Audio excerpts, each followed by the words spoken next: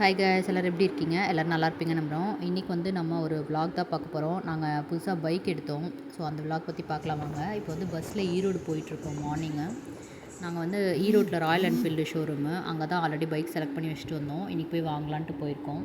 So பார்த்திங்கன்னா தெரியும், நாங்கள் 3 பேர் தான் போயிட்டு பைக் வாங்கிட்டு ரிட்டன் எடுத்துகிட்டு வந்தோம். ரொம்ப நாள் கழித்து பைக்கில் போகிறதுனால கொஞ்சம் ஹாப்பியாக இருந்துச்சு. அதுவும் இல்லாமல் இந்த காரு அதெல்லாம் போகிறத விடவே பைக்கில் போகும்போது நல்லா ஜாலியாகவும் இருக்கும், ஹாப்பியாகவும் இருக்கும். நாங்கள் போயிட்டு வீட்டுக்கு போயிட்டு அதுக்கப்புறம் ஒரு கல்யாணத்துக்கு போகிற மாதிரி இருந்துச்சு.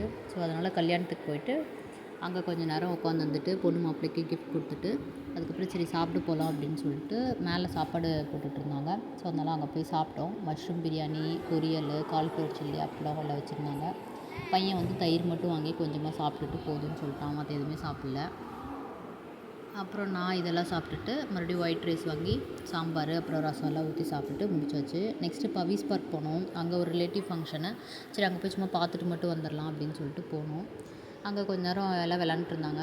ஆஃப்டர்நூன் தான் இருந்தாலும் வந்து எத்தனை பேர் விளாட்றாங்க பாருங்கள். கிட்ஸு, பெரியவங்க எல்லோரும் வந்து உட்காந்துட்டு இந்த பிளேஸ் வந்து நல்லாவே இருக்கும். அதுக்கப்புறம் இங்கே இந்த வாத்து, முயல் அந்த மாதிரிலாம் வளர்த்துவாங்க. அதுவுமே பார்க்க சூப்பராக இருக்கும். நாங்கள் கொஞ்ச நேரம் அங்கேருந்து முயல்லாம் பார்த்துட்ருந்தோம். அப்புறம் நிறையா பேர்ட்ஸ், லவ் பேர்ட்ஸ் மாதிரியும் வச்சுருந்தாங்க. குட்டி முயல்லாம் ஒரு பாக்ஸ்லேயும், இதேமாரி பெரிய முயல்லாம் இன்னொரு பாக்ஸ்லேயும் வச்சுருந்தாங்க. அங்கே பீடா ஐஸ்கிரீம்லாம் வச்சுட்ருந்தாங்க. நாங்கள் ஐஸ்கிரீம் வாங்கி சாப்பிட்டு முடிச்சாச்சு.